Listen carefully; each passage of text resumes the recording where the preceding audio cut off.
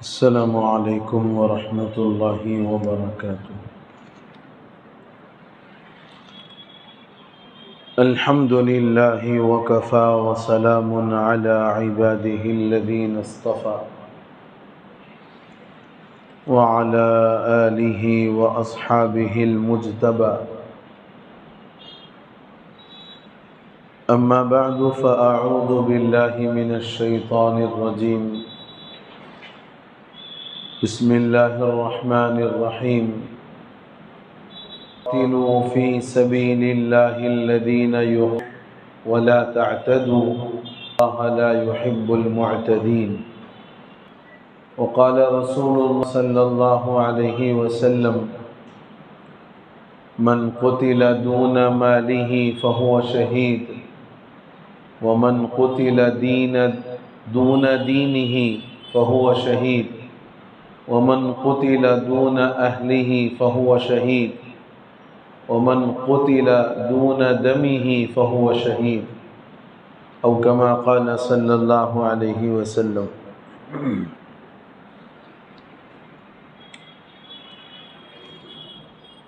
بزرگان محترم، قابل احترام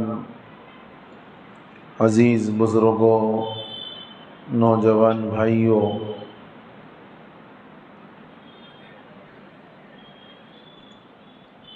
اس وقت ملک کے جو حالات ہیں، شاید آپ بخوبی جانتے ہیں کہ پورے ملک میں ایک عمومی ماحول مسلمانوں کے خلاف بنا دیا گیا، اور خصوصاً ملک کی راجدھانی کے قرب و جوار میں باضابطہ پوری منصوبہ بندی کے ساتھ حالات خراب اور کشیدہ کیے جا رہے ہیں۔ نوح ایک علاقہ ہے میوات کے اندر، اس علاقے کے جو سنگین حالات ہیں اور وہاں کے مسلمانوں کے ساتھ جو ظلم و ستم کیا جا رہا ہے، سوشل میڈیا کے ذریعے آپ تک وہ باتیں پہنچ رہی ہیں اور آپ دیکھ بھی رہے ہیں۔ اصل بنیادی بات یہ ہے کہ کوئی ملک اور کوئی حکومت عدل اور انصاف کے بغیر قائم نہیں رہ سکتی۔ قرآن پاک نے سورۃ النحل کے اندر اللہ رب العزت کا یہ ارشاد بیان کیا، ان اللہ یأمر بالعدل والاحسان، کہ اللہ تم کو عدل کا اور احسان کرنے کا حکم دیتا ہے، کہ تم اللہ کی مخلوق کے ساتھ عدل کرو، انصاف کرو اور احسان والا معاملہ برتو۔ جس حکومت میں یہ دو چیزیں ہوں گی کہ اپنی رعایا کے ساتھ وہ عدل اور انصاف کا معاملہ رکھیں اور اپنی رعایا کے ساتھ احسان مندی والا سلوک رکھیں، احسان کرنے والا مزاج رکھیں، تو پھر وہ حکومت پنپتی بھی ہے اور وہ حکومت لوگوں کے لیے نافع بھی بنتی ہے، مفید بھی کہلاتی۔ کسی حکومت کا یہ کام نہیں ہے کہ وہ اپنی رعایا کے مذہب اور مشرب اور ان کو حاصل جو جمہوری آزادی ہے، اس آزادی کو اگر ملک کی حکومت خود چھیننا چاہے اور ملک کے باشندوں میں مذہب اور مشرب کے نام پر نفرت آمیز ماحول بنا دے اور پھر ملک کے شہریوں کو ایک دوسرے کا دست و گریباں بنا دے، تو پھر یہ سمجھنا چاہیے کہ یہ حکومت اپنی رعایا کے ساتھ بہتری اور ہمدردی کرنے والا مزاج نہیں رکھتی، بلکہ اپنی ناکامی کو اور اپنے اندر پائی جانے والی خامیوں کو چھپانے کے لیے گویا ایک ماحول بنا رہی ہے۔ میں تھوڑی آج صاف گفتگو کرنے کے موڈ میں ہوں کہ بات صاف ہو جائے اور صحیح طور پر ہمیں بھی کوئی سبق حاصل کرنے یا پھر کوئی عملی اقدام کرنے کے لیے ہمارے اندر بھی ہمت پیدا ہو۔ ہمارے ملک کی جو موجودہ فرقہ پرست حکومت ہے بی جے پی، اس نے جتنے ایجنڈے اٹھائے، ہر ایجنڈے کے پیچھے اس کا مقصد ہندو مسلمان کرنا ہے۔ ہر ایجنڈے کے پیچھے اس کا مقصد ہے ہندو مسلمان کیا جائے، اور یہ حکومت صاف اور واضح طور پر انگریزوں کی نقال ہے۔ انگریزوں کا ایک مزاج تھا، ان کا ایک اصول تھا، ڈیوائیڈ اینڈ رول، لڑاؤ اور حکومت کرو۔ اس وقت کی جو حکومت ہے اس کا بھی مزاج یہی ہے کہ ہندو مسلم کرتے رہو اور اپنی کرسی بچاتے رہو، اپنا ووٹ بینک مضبوط کرتے رہو۔ یہ حکومت کسی بھی زاویے سے حکومت کرنے کے اہل نہیں، ہر زاویے سے اپنی حکومت میں یہ ناکام ہے، فیل ہے، اقتصادی اعتبار سے، معاشی اعتبار سے، اور ملک کی جو ہے فائنانشیل پوزیشن کے اعتبار سے، ملک میں امن اور بھائی چارگی کو قائم رکھنے کے اعتبار سے، ملک کے باشندوں میں امن و امان قائم رکھنے کے اعتبار سے، اور ملک کی فضا کو پرامن اور پرسکون بنانے کے اعتبار سے آپ کوئی زاویہ لے لو، حکومت چلانے کا موجودہ حکومت ہر زاویے پر ناکام ہے۔ سب جانتے ہیں، مسلمان بھی جانے، ہندو بھی جانے، سکھ بھی جانے، عیسائی بھی جانے، دلت بھی جانے، بدھسٹ بھی جانے، گویا یوں سمجھو کہ ملک کے اندر رہنے والے جتنے مذہبی طبقات والے ہیں، ہر مذہبی طبقہ یہ جانتا ہے کہ موجودہ حکومت ہر زاویے کے اعتبار سے ناکام ہے،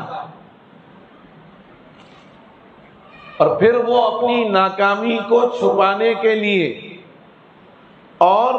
ملک کی عوام کے ذہن کو اصل موضوع سے ہٹانے کے لیے ہر تھوڑے دن میں ایک نئی چیز سامنے لا کر کے رکھ دیتی ہے۔ منی پور کے 3 مہینوں سے حالات کشیدہ، سب جانتے ہیں کہ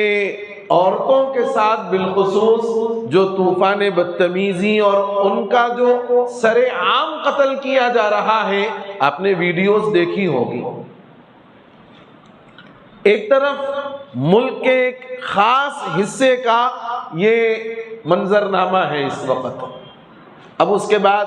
میزورم ہے، تریپورہ ہے، ایسے جو کمزور علاقے ہیں، ان علاقوں کے اندر یہ دہشت دندنانی ہے۔ اب پورا ملک کا ایک اپوزیشن انڈیا کے نام سے متحد ہو گیا، ملک کا پورا اپوزیشن انڈیا کے نام سے متحد ہو گیا ہے، اور ان ساروں نے مل کر این ڈی اے کو آئندہ 2024 میں شکست دینے کی گویا تیاری کر رکھی۔ اب ان کے پاس کوئی مدعا نہیں ہے، ہر مدعے پر یہ ناکام ہے،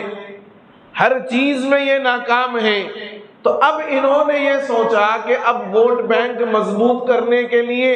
کوئی اچھی بات والا مدعا تو ہے نہیں، لہذا ایک کام کرو، ہندو مسلم فساد کراؤ اور ہندوؤں کو اپنی طرف کر لو، اور یہ ان کے ذہنوں میں بٹھا دو کہ اب ملک ہندو راشٹر بننا ہے اور وہ بنانے کے لیے تمہیں آگے آنا ہے۔ ملک ہندو راشٹر بننا ہے اور اس کے لیے تمہیں آگے آنا ہے۔ اس لیے موجودہ حکومت نے باضابطہ ایک خاص طبقے کے مذہب کے متعلق لوگوں کے ذہنوں میں ایسا زہر بھرا ہے اور ایسے ان کے ذہنوں کو خراب کیا ہے کہ اب وہ صرف ان لوگوں کی سننا چاہتے ہیں جو ان کو دہشت گردی کی طرف بڑھانے والے ہیں۔ وہ صرف ان کی بات سننے کے لیے تیار ہے جو ان کو خون قتل کی آزادی دے دے۔ نوح کے اندر میوات کے قریب میں جو حالات اس وقت میں کشیدہ ہیں، ان حالات کے کشیدہ ہونے کی وجہ یہی ہے کہ ہندو مسلم جلوس نکالا گیا، مذہبی جلوس، ایک مندر سے دوسری مندر کو لے جانا تھا، درمیان میں دو فرقوں کے درمیان میں تصادم ہوا، اس تصادم کے نتیجے میں ایک مسجد کو مکمل آگ لگائی گئی اور اس مسجد کے امام حافظ سعد کو سرے عام قتل کیا گیا اور وہ بندہ شہید ہو گیا۔ 5 افراد اب تک اس کے اندر قتل ہو گئے، 30 افراد اس کے اندر زخمی ہو گئے، اور پھر دوسری طرف جے پور اور ممبئی ایکسپریس میں ایک پولیس اہلکار باضابطہ اپنے بڑے عہدیدار کو اور 3 مسلمانوں کو الگ الگ ڈبوں میں جا کر، الگ الگ بوگیوں میں جا کر ان کو اپنے گن سے شوٹ کرتا ہے۔ اور یہ بات آپ بہتر جانتے ہیں کہ یہ ہماری موجودہ حکومت اور اس کے جو نمائندے ہیں، ان نمائندوں کی یہ بیماری اب سے نہیں ہے۔ جامعہ ملیہ کے اندر جس وقت میں فائرنگ ہوئی اور گپتا نام کے ایک آدمی نے باضابطہ فائر کیا تھا، یہ کہہ دیتی ہے پولیس بھی اور میڈیا بھی کہ صاحب یہ ذہنی اعتبار سے معذور تھا، یہ ذہنی اعتبار سے معذور تھا۔ تو مطلب یہ ہے کہ تم اتنے نکمے ہو کہ تم خاص طور سے ایسے ذہنی معذوروں کو اپنے ڈپارٹمنٹ میں تم بھرتی کر رہے ہو، تم اتنے نکمے ہو۔ اور تمہاری جتنی کمیٹیاں ہیں جو جانچ پڑتال کرتی ہیں کہ بھائی یہ لائق ہے یا نہیں ہے، جو ان کا میڈیکل کرتی ہیں، تو تم جعلی میڈیکل سرٹیفکیٹ پر ان کو اپنے پاس بھرتی کر رہے ہو اور گویا تم ان کو تیار کر رہے ہو کہ اپنے سینئر آفیسر کو بھی مارو اور چن چن کر کے تم مسلمانوں کو مارو۔ سب جانتے ہیں کہ اس کی کوئی حقیقت نہیں۔ آج سے کئی سال پہلے سالار ملت نے ایک تقریر کی تھی، اور وہ تقریر اس وقت میں شاید واٹس ایپ وغیرہ پر وائرل ہو رہی کہ جہاں کہیں فتنہ اور فساد برپا کرنا ہوتا ہے، فتنہ اور فساد یوں ہی نہیں پیدا ہو جاتا، کوئی بارش کے مچھر نہیں ہے فتنہ فساد، یہ بارش کے مچھر اور بارش کے مینڈک نہیں ہے، یا بارش کی مکھیاں نہیں ہے جہاں چاہے پیدا ہو جائیں اور جہاں چاہے خود سے آ جائیں، نہیں، ان کو باضابطہ لایا جاتا ہے۔ سالار نے آج سے 40 سال قبل شاید تقریر کی تھی کہ جہاں کہیں کوئی فتنہ اور فساد کروانا ہوتا ہے، وہ ایک منظم منصوبے اور پری پلان انداز میں کیا جاتا ہے۔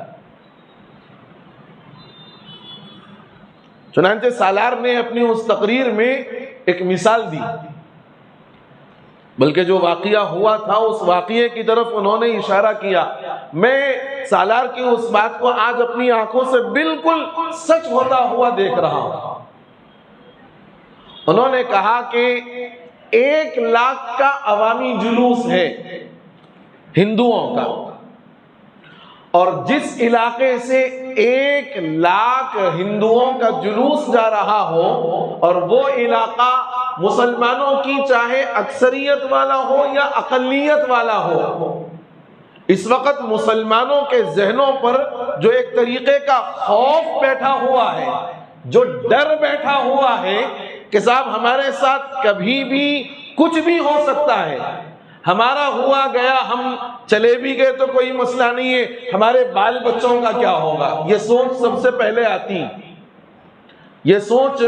سب سے پہلے آتی ہے، ہمارا ہوا گیا صاحب اگر ہمارے ساتھ ہمارے بال بچوں کا کچھ ہوا تو کیا ہوگا، یہ ایک خوف ہمارے ذہن و دماغ میں، ہمارے قلب و جگر کے اندر ایسا پیوست ہے کہ اس خوف کے آگے ہم سب کچھ لٹنے کے بعد بھی اپنی جان کی فکر کرتے ہوئے سب کچھ لٹانے کو تیار ہیں۔ 1 لاکھ کا جلوس جا رہا ہے، جس مسلم آبادی کے علاقے سے اس کا گزرنا ہے وہاں مسلمانوں کے 40 سے 50 گھر ہیں صرف، اور 40 سے 50 گھر میں پر گھر 4 سے 5 افراد بھی مان لیے جائیں، کتنی تعداد ہوگی؟ کتنی تعداد ہوگی؟ 40 گھروں میں 5 افراد مانو آپ، 200 افراد، 200 افراد ایک طرف اور 1 لاکھ کا مجمع ایک طرف، 1000 کا مجمع ایک طرف، یہ 200 ہے، 2% ہے، یہاں 8% مزید اضافہ ہے۔ کیا کوئی مسلمان، کیا کوئی عقل والا اس بات کی ہمت کر سکتا ہے کہ جانے والے 1000 کے جلوس پر پتھراؤ کر دے؟ کر سکتا ہے؟ نہیں نا۔ اور واقعیتاً یہی ہوتا ہے کہ وہ 200 افراد کسی پر پتھراؤ نہیں کرتے، انہی میں کا 1-2 ایسے تیار کر کے رہتے ہیں، کیونکہ منصوبہ بند کام ہے، یہ منصوبہ بند کام ہے، انہی میں کے 2-3 افراد ایسے تیار ہوتے ہیں جن کو اس بات کے لیے طے کر دیا جاتا ہے۔ آپ نے ابھی ایک فوٹو دیکھی ہوگی، میں نے کل رات میں ایک فوٹو دیکھی جس کے اندر باضابطہ یہ آیا کہ بی جے پی کے کارندوں کو باضابطہ مندر میں گائے کاٹ کر پھینکنے کے لیے حکومت نے طے کیا ہے اور اس کے لیے ان کو 35,000 روپئے ماہانہ دیے جاتے ہیں۔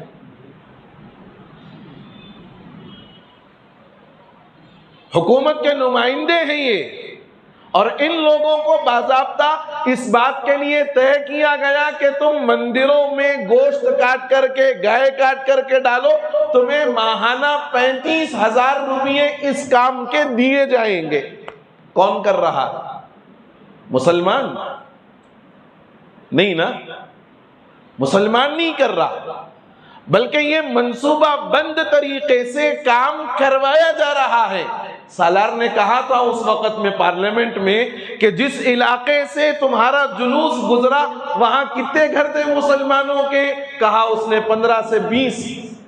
سب موجود تھے۔ کہا پورے مسلمان اپنے گھروں کو تالا ڈال کر پہلے ہی اپنے جان بچانے اور اپنے بچوں کی جان بچانے کے لیے علاقہ خالی کر کے جا چکے تھے۔ مسلمانوں کے 20 گھروں پر تالا، کوئی مسلمان محلے میں موجود نہیں، اور اب یہ کہتے ہیں کہ پتھراؤ مسلمانوں نے کیا۔ صرف یہ بہانہ ہوتا ہے اور اس بہانے کے بعد مسلمانوں کی املاک کو تباہ کیا جاتا ہے، مسلمانوں کی دکانوں کو تباہ کیا جاتا ہے۔ سالار کہتے ہیں کہ یہ مقصد ہوتا ہے کہ ان علاقوں میں فساد کرواؤ جہاں مسلمانوں کی معاشی حالت تھوڑی بہت اچھی ہے، تھوڑی بہت اچھی ہے۔ گلبرگے کے فسادات آپ کو یاد ہوں گے، جس وقت کپڑے کی ٹھوک تجارت مسلمانوں کے ہاتھ میں تھی، فساد ہو گیا، مسلمانوں کے ہاتھ سے تجارت نکل گئی کپڑوں کی۔ مراد آباد میں آپ جانتے ہیں کہ برتنوں کی تجارت مسلمانوں کے ہاتھ میں تھی، فساد کروایا، مسلمانوں کے ہاتھوں سے وہ تجارت نکل گئی۔ کولکتہ، ممبئی، جہاں مسلمانوں کی بڑی اچھی کاروباری ان کی اپنی طاقت تھی، فساد ہوا اور مسلمانوں سے وہ تجارتی جو قابلیتیں تھیں اور ان کا جو سرمایہ تھا، سارا سرمایہ ختم ہو گیا۔ ان فتنے اور فساد کے ماحول میں شریعت نے مسلمانوں سے یہ نہیں کہا کہ کوئی مارنے کے لیے آپ کو آ رہا ہے، آپ منڈی جھکا کے بول دو صاحب مارو ہمارے کو، مارو مارو۔ یہ جو مزاج ہم نے پیدا کر لیا ہے اور یہ جو ذہن ہم نے بنا لیا ہے کہ صاحب ہمارا کیا ہے، ہماری آل اولاد کا کیا ہوگا، یہ ہمارا جو خوف والا ماحول ہے، خوف والی طبیعت ہے، اور ہم اپنے آگے اور پیچھے کو دیکھ کر کے یہ سوچ رہے ہیں کہ بھائی جہاں ہو رہا وہاں ہونے دو، ہم تو سیف ہیں۔ قرآن نے کہا وَلَنَبْلُوَنَّكُمْ بِشَيْءٍ مِّنَ الْخَوْفِ وَالْجُوعِ وَنَقْصٍ مِّنَ الْأَمْوَالِ وَالْأَنفُسِ وَالثَّمَرَاتِ، کہ ہم تم کو آزمائیں گے،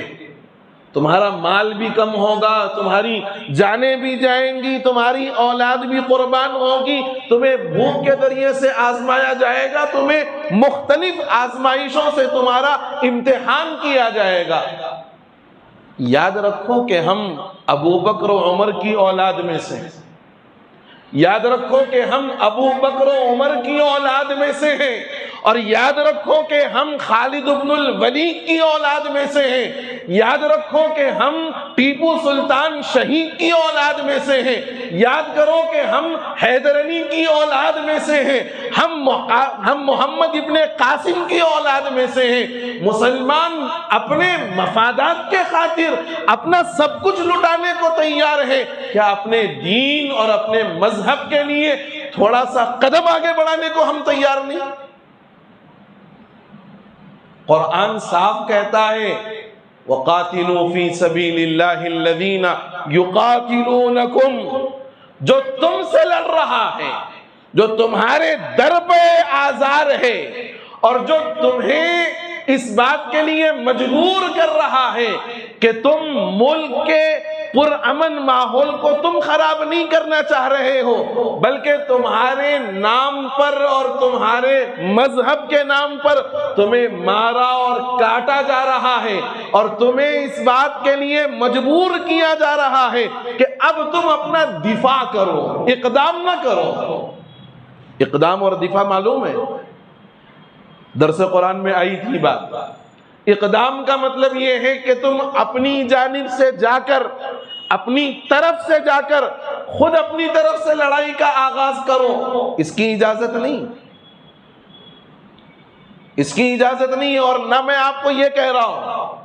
میرے کہنے کا مطلب یہ ہے کہ آپ کے ساتھ جب کھلے عام اس طریقے کا کام ہو رہا ہے، اب ہماری یہ ذمہ داری ہے۔ اسلام نے بھی نہیں کہا کہ کوئی مارنے آیا تو بس سر جھکا کے بیٹھ جاؤ اور مار کھاؤ۔ اسلام بھی کہتا ہے، ملک کا قانون بھی کہتا ہے، ملک کا قانون بھی کہتا ہے کہ اگر کوئی بلا وجہ تم پر ظلم کرے تو تمہیں اپنے آپ کو بچانے، سیلف ڈیفنس کرنے کی تمہیں اجازت ہے۔ اسی کا نام دفاع ہے،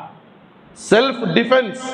نوجوانوں، اپنے آپ کو موبائلوں میں لگا کر چبوترے سیکتے ہوئے مت بیٹھو، اپنے اندر کچھ طاقت پیدا کرو، کچھ ہمت پیدا کرو، اپنے اندر کچھ جذبہ پیدا کرو کہ کبھی ایسے حالات اگر تمہارے ساتھ آئیں تو کم از کم تم اپنے ذات کا تو دفاع کرو، اپنی ذات کا تو کم از کم دفاع کرو کہ اگر کوئی تم پر حملہ کرنے آئے تو کم از کم تم اپنے آپ کا بچاؤ تو کر سکو۔ ملک کے حالات ایسے نازک ترین دور پر ہیں کہ آدمی اب سفر کرے تو بھی سوچنے پر مجبور ہو جائے کہ میں واپس اپنے گھر خیر اور عافیت کے ساتھ پہنچوں گا یا نہیں پہنچوں گا۔ اور وہ لوگ جو رکشک کے نام پر لوگوں کے سامنے پیش ہوتے ہیں کہ ہم آپ کے رکشک ہیں، وہ رکشک نہیں ہیں، وہ راکشس ہیں۔ احمد آباد کے ٹرین کے اندر ایک مسلمان کا سر ایک پولیس اہلکار پھوڑ کر کے بھاگ گیا۔ پولیس اہلکار نے اپنے سینئر کو اور 3 لوگوں کو گولی مار کر ٹرین میں قتل کر دیا۔ یہ رکشک ہیں آپ کے؟ یہ پورا منصوبہ بند طریقے سے کام ہو رہا ہے۔ بلکہ میں ایک اور بات کہنا چاہ رہا تھا مگر مناسب نہیں ہے۔ باضابطہ طور پر یہ ایک منصوبہ بند طریقے سے اسلام اور مسلمانوں کو ختم کرنے کے لیے، نعوذ باللہ، اور ان لوگوں کو مستقل طور پر آزمائشوں میں ڈالنے کے لیے اس قسم کے حالات آ رہے ہیں اور حالات بنائے جا رہے ہیں۔ اسلام بھی کہتا ہے تمہارے اوپر اگر کوئی بلا وجہ ظلم کرے، ملک کا قانون بھی کہتا ہے کہ اگر تمہارے اوپر کوئی بلا وجہ ظلم کرے تم اس کو روک سکتے ہو، اپنا دفاع کر سکتے ہو۔ سیلف ڈیفنس کرنا یہ تو ملک کا بھی قانون ہے، ہمارا مذہب بھی ہمیں سکھاتا ہے۔ اس لیے اپنے اوقات ان چیزوں میں برباد اور ضائع کرنے کے بجائے اپنے آپ کو طاقتور بناؤ اور اپنے آپ کو مضبوط بناؤ اور آنے والے حالات کے لیے اپنے آپ کو تیار رکھو، اور ان حالات میں گھبرانے کی ضرورت نہیں ہے۔ ہم حق پر ہیں، بس ایک ہماری کوتاہی ہے کہ ہم 20 کروڑ ہیں اور 80 کروڑ تک ہم نے مذہب کا جو پیغام ہے، پیغام امن و محبت ہم نے نہیں پہنچایا۔ یہ ہماری کمزوری ہے۔ مذہب کا جو پیغام امن و محبت ہے، یہ امن و محبت کا پیغام ہم نہیں پہنچا رہے ہیں، ہمارے سے یہاں کوتاہی ہو رہی ہے۔ اس کوتاہی کو دور کرنے کی ضرورت ہے۔ ہمارا جو ملک ہے مختلف مذاہب کا گہوارہ ہے، ہر آدمی کو اپنے مذہب کے پرچار کی آزادی ہے۔ ہماری ذمہ داری ہے کہ ہم اپنے آس پڑوس میں جو دیگر برادران وطن ہیں، ان کے ذہنوں میں جو نفرت بوئی گئی ہے، ان کے دلوں کے اندر جو نفرت کا زہر ڈالا گیا ہے، ہماری ذمہ داری ہے اس کو نکالا جائے، اور اپنے آپ کو محفوظ رکھنے کے لیے اپنی حفاظت کرنا ہر ایک کی ذمہ داری ہے۔ ملک کا قانون بھی آپ کو اجازت دیتا ہے، اس لیے ان حالات سے زیادہ پریشان اور گھبرانے کی ضرورت نہیں ہے۔ اسلام نے ایسے موقع پر بھی ہماری رہنمائی کی ہے، ضرورت ہے کہ اس رہنمائی کو ہم خود بھی اپنائیں اور دوسروں کو بھی یہ پیغام پہنچاتے رہیں۔ اللہ سے دعا ہے کہ اللہ تعالیٰ ان شر پسند عناصر کو جو ملک کے امن کو خراب کرنا چاہتے ہیں، اگر ان کے مقدر ہدایت ہو، اے اللہ آپ ان کو ہدایت نصیب فرمائیے۔ آپ نے امریکہ اور دیگر ممالک میں دیکھا ہوگا، جب اسلام کی مخالفت ہوئی اتنی ہی تیزی کے ساتھ اسلام پھیلا ہے۔ اس وقت ہمارے ملک میں اسلام کے خلاف ایک زہر پھیلایا جا رہا ہے۔ یہ ہمارے لیے بڑا اچھا موقع ہے کہ ہم غیروں میں اسلام کی دعوت کو پہنچائیں، ان کے سامنے اسلام کی تعلیمات رکھیں، اور ان کے سامنے جو زہر اور جو مواد ان کے ذہنوں میں ڈالا گیا ہے اس کو نکالنے کی کوشش کریں۔ اللہ ان شرپسندوں کو اگر ہدایت مقدر ہے ہدایت نصیب فرما دے، اور اگر نہیں ہے تو اللہ ان کے ارادوں کو نیست و نابود فرمائے۔ مسلمان جہاں کہیں ملک کے اندر بلکہ پوری دنیا کے اندر ہے، اللہ ان کے جان کی، مال کی، عزت کی، آبرو کی اور ان کی ہر چیز کی حفاظت فرما دے۔ آمین یا رب العالمین۔ وآخر دعوانا ان الحمد للہ رب العالمین۔